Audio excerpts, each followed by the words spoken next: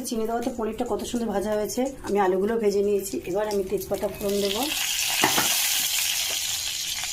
একটু করে লঙ্কা ফোড়ন দেবো, জিরে ফোড়ন দেবো,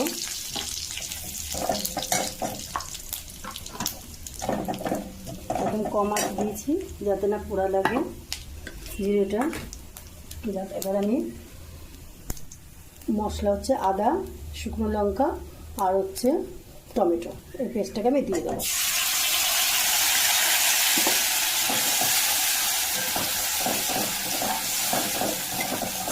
আজকে ভিতরে শুকনো লঙ্কা দিয়েছি।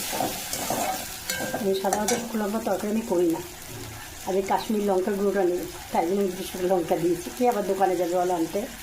একটু টক দই আর হলুদ ফাটিয়ে রেখে দিয়েছি, আমি মশলাটার করে দিয়ে দেবো।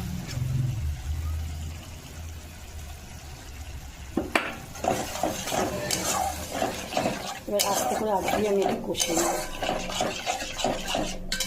একটুখানি ভাজা মশলার গুঁড়ো দিয়ে দেবো, আবার চাপা দিয়ে আমি কষতে থাকবো। কে বলে কাশ্মীর লঙ্কার গুঁড়ো না দিলে রং হয় না। আমার কষে গেছে, আর ভাজা আলুগুলো দিয়ে আবার কষবো।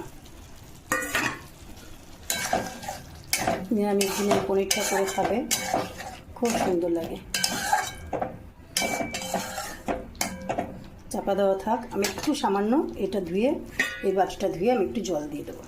একটু ধনেপাতা দিয়ে দিলাম, এটা কষবো ধনেপাতাটা দিয়ে, তারপর আমি জল দিয়ে দেবো।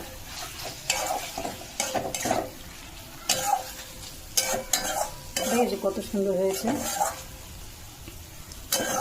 আর একটু কষা হোক। নিয়ম কী বলতো, যত কষবে তরকারি তত টেস্ট হবে। মশলার উপরে সব কিছু তো নির্ভর করে না। তুমি সামান্য জিরে গুঁড়ো দিয়ে সুন্দর করে কষো, যে তরকারি টেস্ট হবে আলাদা। তেলটা ছেড়ে দিয়েছে, আমি এবারে জল দিয়ে দেবো।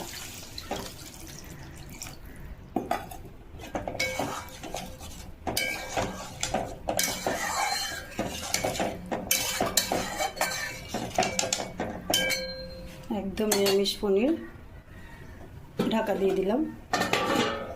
তরকারিটা আমার হয়ে এসছে, এবার আমি পনিরগুলো দিয়ে দেবো। ভাজা পনিরগুলো দিয়ে দিলাম, একটু ফুটো।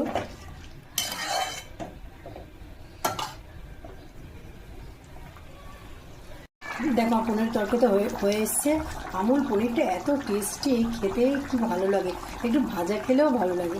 দেখো আমি একটুখানি ঘি দিলাম, নিরামিষ রান্না তো একটু ঘি, একটু গরম মশলা দিলে পনিরটাকে ভালো লাগবে। সামান্য একটু গরম মশলা দিয়ে দিলাম।